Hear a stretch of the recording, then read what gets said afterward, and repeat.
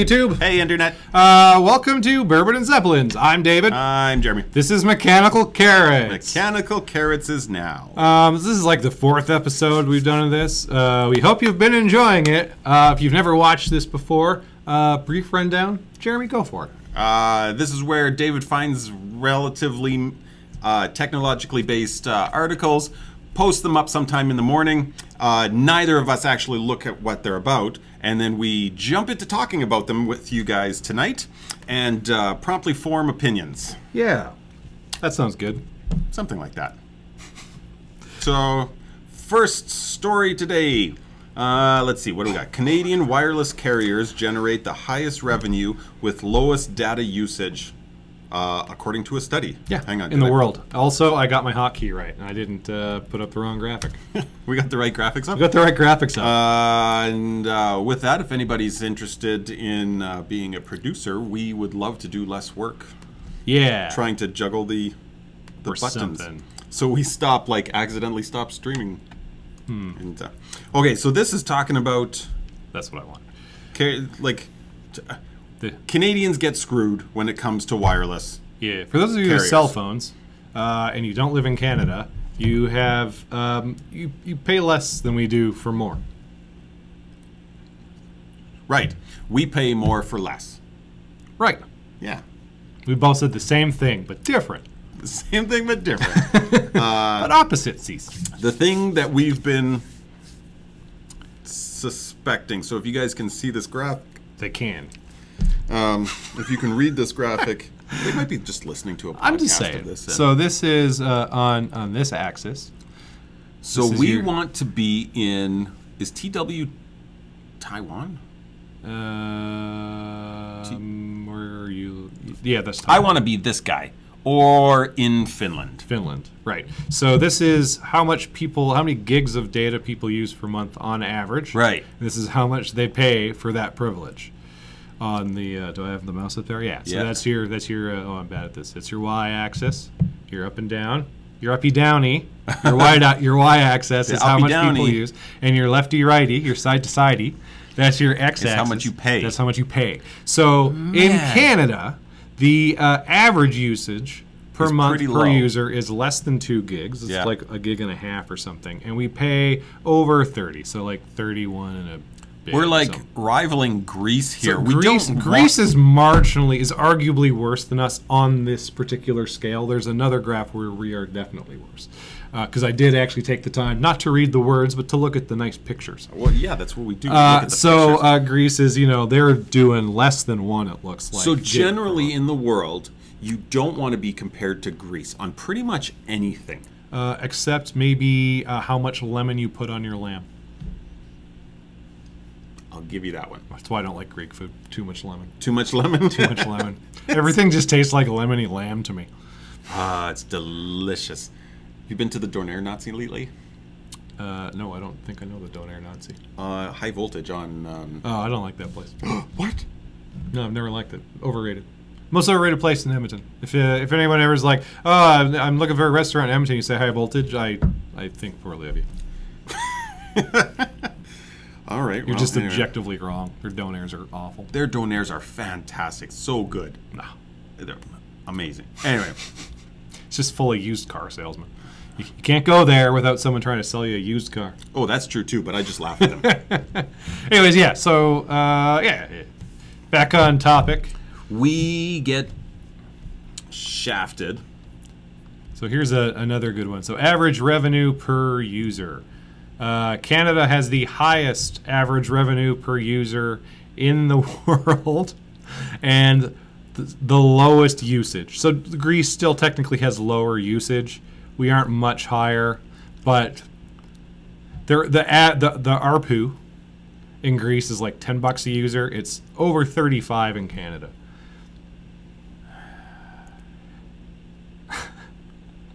Because we have no real competition. In case you're not in Canada and you're not aware of how cell phones work in Canada, we don't have real competition in this country. We have 3 major carriers and a 4th, 3.5. Bell, TELUS, Rogers. Shaw's moving into the market. Yeah, I feel like they're already out east. We're in yeah. Alberta in the west of Canada. For those You of can who- you can get a Shaw one out here. I can't remember what they call it. Freedom. Can you? Is it Freedom Mobile? Yeah. Wind? No. No, it's not Wind. They were Egyptian, but they got bought out. You were Egyptian. Yeah. Really? Yeah. Yeah. All right. But so the way it works is these three guys. These they three have guys. Roger, Roger, Roger, Tell. Bill, and Tellus. Dang it didn't work. Those guys. didn't. They all have the. Those companies. They basically all have the exact same plans. So it doesn't matter where you go. Nope. They all shaft you equally. Yeah, and so what'll happen every now and then is a new player will enter the game, and And one of the three take turns and buying them up. And so then those three will go. Oh, there's a new guy here. We got to lower our prices to drive this guy into into a point where they need to sell to one of these three larger companies. Then they buy them, and then all the prices go right back up to where they were before this new guy came in. So I actually have an okay sell plan because Shaw just sort of made their move like a few months ago. So I got that 10 gigs for $60. Yeah, which I was totally oblivious to and totally missed out, and I'm like one of the only ones that. Yeah. So, and even technically, like that's not worldwide. That's not that great of a plan. That's just the best you could get in Canada. I'm sure there are people with like older grandfathered implants that might have better rates than that, but probably not. It's hard to say. You're probably like still on like an iPhone 3 or something. Kendall Bell is Telus. Are they owned? No. Are the same? Shawba, yeah, Shawba Wind. Wind. Oh, okay. Yeah. In any case, no real. So what's the solution to the problem? How do we solve this lack of? We obviously moved to Finland. Okay, in Oh, Canada. no. Pam's saying Sasktel has unlimited data. Oh, well, there you go. Move to Saskatchewan. So move to Saskatchewan. So what's SaskTel? SaskTel is a publicly owned and operated. It's a government. Are we sure on that? It's government cell phone. Yeah, they're owned by the government for sure. Quick to the internets to actually start. You went the longest way to that. Like you guys know when you Google something, and like the first result is Wikipedia. It wasn't the first. And result. it was on this, and it's on the side sometimes. Jeremy scrolled down past the thing on the side. Hey, this is what banner blindness is. Well, maybe that just takes you to SaskTel. All right, maybe I'm a jerk. I'm vindicated. Yeah, sorry, I'm the jerk. Don't Google SaskTel. All right. Headquarters. Crown Corporation. Type Crown Corp. Oh, right. Yeah. Okay. So we are 100% sure, according to Wikipedia, that SaskTel They've never is in fact steered me wrong. And so before I shouldn't say before SaskTel, there used to be MTS, which was Manitoba. They had telephone service. Yep, they had their own cell plans, and Manitoba and Saskatchewan for the longest time had the lowest cell rates in Canada. Okay. So there was like people you could go online and you would like PayPal them $50, and they would go and get you a phone number in Saskatchewan or Manitoba, and then put it like on your phone, like under your name, and then you would go to the Bell store or whatever locally and just transfer that plan to your local number. And then the cell phone companies caught on and they stopped letting people do that. Well, quite frankly, you can still do something like that because what does SaskTel charge you for long distance calling? Is there such thing as long distance calling anymore? Just have a Saskatchewan number. I mean, I guess. I don't know. You could do that. You may be roaming if you're using data off other people's towers. Yeah, that could be. Yeah, roaming will get you. Pam saying government regulated might be the answer. The weird thing is, it's already kind of a government regulated industry. Yeah, because the government's all in bed with these. Yeah, so you got the CRTC that's supposed to be keeping these guys honest. from not just having the exact same plans across the board. But beyond CRTC, to even get like frequency, you have to buy it from the government. Yeah. Right? So it's not like the government couldn't just, keep some for themselves. Yeah, But yes, I believe that I agree with Pam. I think that government Government regulated. the MTS got bought out by, I thought it was Rogers, but it might be Bell. Sorry, Kendall and Chad is saying that they just resell Bell, but they were actually bought by one of the big three. It was probably Bell since you think that they resell them. I have some in-laws in Manitoba that were telling me lots about it. Looks like Bell MTS is now the. Oh, okay. All right, there you go. So it's Bell. Bell owns them. They aren't a Crown Corp anymore, for sure. Yeah. So their rates went up. They've just all. But yeah, so I mean, if there's out. one thing that I think that maybe we've learned here, it's that sometimes a public company isn't, or a Crown corporation isn't a bad thing for us. Is there a lot of shocked as like there are a lot of people who would be like, no, government regulation. I would be is one of not these the people. answer. But yeah, I would be one of these people that I feel like government regulation and government-run services, one of the last options you should explore. Although, having said that, utilities seem to be a place where government regulation and stuff actually works well. And if cell phones are considered utility, I think if you maybe declare can something understand as being an essential service, like being an essential public service, and let's be real, the internet and cell phones kind of are now. Like, good luck doing things without those. Yeah, Chris is saying government only allows 3 carriers when they were going to only allow other carriers for a portion of the new frequencies. They cried on all people. Yeah. Well, the telecoms just have lots of money. Now they're trying to screw us on the internet and Net neutrality, that sort of thing. It's all going to pot. Yeah. In October. Yes, October 15th. Hooray! I guess. I don't know. All right, so cell phones. I pressed the right hotkey again. We pay twice in a row. So much money for cell phones. So, yeah. So we need more. Job. We need more government, and maybe move to Finland. I think that's. I want to go to Finland anyway at some point. Kinda, and just stay there for the cheap cell phones. Yeah. Go for the weather, stay for the cell phones. That's yeah. Something like that. All right, virtual reality. Not just for gamers anymore. It will change your health. Can I do this 3 times in a row? Okay, so nope. What is this talking about? I've got one big idea that can change your health. But first, some history. Oh, TLDR. Oh, yeah, you don't need that. Okay, good. So basically, they're talking about the different ways that virtual reality is used now in the health industry to help people out.